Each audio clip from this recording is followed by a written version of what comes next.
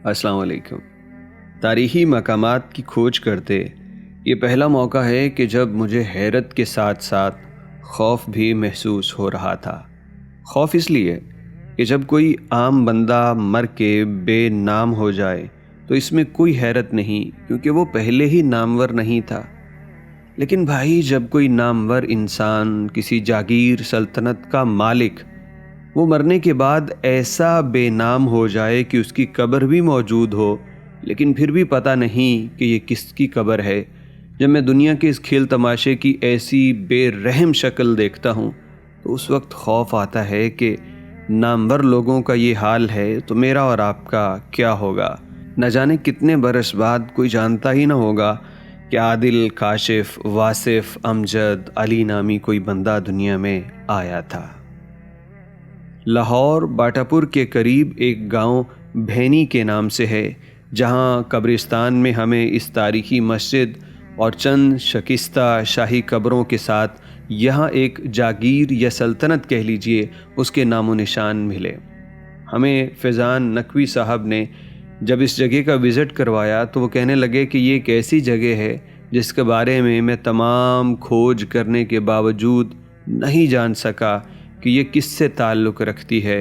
ना किताबों में कहीं मिला, ना कहीं किसी से कोई किस्सा सुना। बस अभी तक इसकी तलाश में हूँ कि इसके कौन से वरसा थे, कौन आबाद थे, मैं उसको तलाश कर सकूँ। इसलिए हम आपसे भी कहेंगे कि भाई, अगर आप लोग भी इसके बारे में कुछ जानते हों कि ये किससे मंसूब है, कौन यहाँ रहा करता था, तो ज़रूर बतलाइएगा। फैज़ान भाई ने हमें बताया कि इस मस्जिद की तामीरात जहांगीर दौर में होने वाली तामीरात से मुमासलत रखती हैं। अभी तो इस मस्जिद का महज एक मेहराब वाला हिस्सा ही बाकी है, वरना कभी तो यहाँ आलीशान बड़ी मस्जिद हुआ करती होगी। मस्जिद के सहन में हमने बड़ी अजीब चीज़ देखी कि यहाँ फ़र्श के ऊपर एक ऐसा कुदरती कालीन बिछा हुआ है जो हमें नहीं पता कि ये क्या चीज़ है, क्योंकि ये घास नहीं है।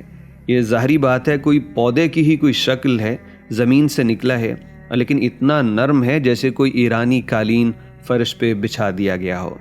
हम सब जूतों समेत यहाँ पे इसलिए हैं क्योंकि अब कोई यहाँ पे नमाज नहीं पढ़ता।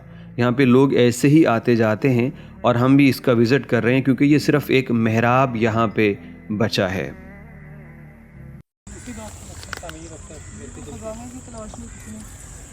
उसको खोद दिया।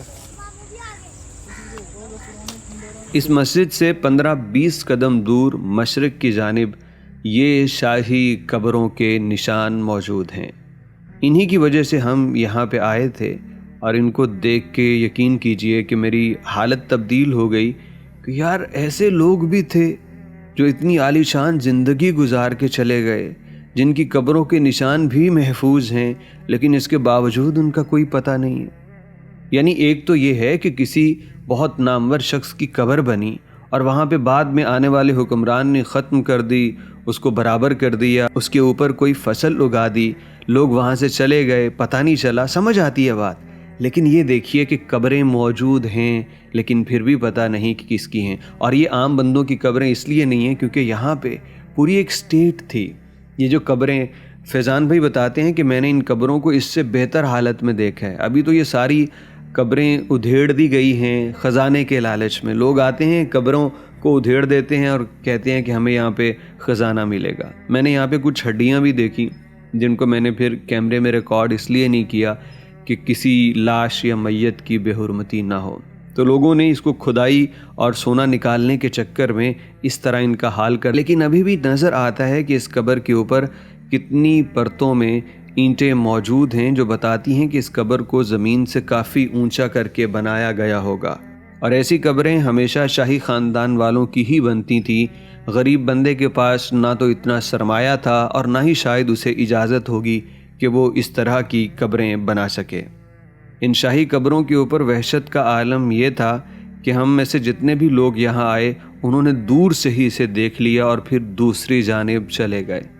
दूसरी जानिब गए तो फिजान ने बताया कि यहाँ पे कभी तालाब हुआ करता था, क्योंकि जिस तरह के आसार यहाँ मिले हैं वो बताते हैं कि ये एक तालाब का रास्ता था। क्योंकि यहाँ एक तो जो ईंटें तामीरात के लिए इस्तेमाल की गई हैं और जिस तरह एक फ़र्श बिछाया गया है, وہ پتہ دیتا ہے کہ تالاب کے ایسے ہی کنارے ہوا کرتے تھے یا ان تک پہنچنے کے راستے ایسے تھے، اور اس کے بعد جو سیڑھیاں یہاں نیچے اتر رہی ہیں وہ بھی تالاب میں اترنے کے لیے اس طرح سے بنائی جاتی تھیں۔ یہ راستہ نیچے اترنے کا سیڑھی ہے تو وہ نظر آ رہی ہیں، ابھی آگے جھاڑیاں آ رہی ہیں۔ اور یہ کیا تھا؟ تالاب تھا سر؟ پانی کا آپ نے دیکھا ہوا؟ بنا پہلے امیجن کر رہے ہیں نا کہ یہ سیڑھیاں اتر ہی نہیں تھی تالابوں کو، تو انہوں نے کچھ چیزیں ایسی دیکھیں کہ جو بعد میں جو بالکل ختم ہو وہ گئی۔ یہی کہہ رہے ہیں۔ ہاں ریلیٹ کر رہے ہیں تب دور۔ شام ہونے کو تھی اور ہمارا گروپ واپسی کی تیاری میں تھا، اس لیے اتنا وقت نہیں تھا کہ گاؤں میں کسی سے بات کر کے ان قبروں اور نشانوں کے متعلق پوچھا جا سکے، لیکن دل میں ایک جستجو تھی کہ کبھی اگر موقع ملا تو یہاں اس گاؤں کے بڑے بزرگ یا قریبی گاؤں سے جاننے کی کوشش کریں گے کہ بھائی یہ بے نام و نشان قبریں کس کی ہیں، یہ مسجد کس نے بنوائی اور یہاں تالاب کس کا تھا۔ خیر موقع ملا تو ضرور کریں گے۔ آپ کو بھی اگر اس کے متعلق کوئی انفارمیشن ہو تو ضرور کمنٹ کیجیے گا۔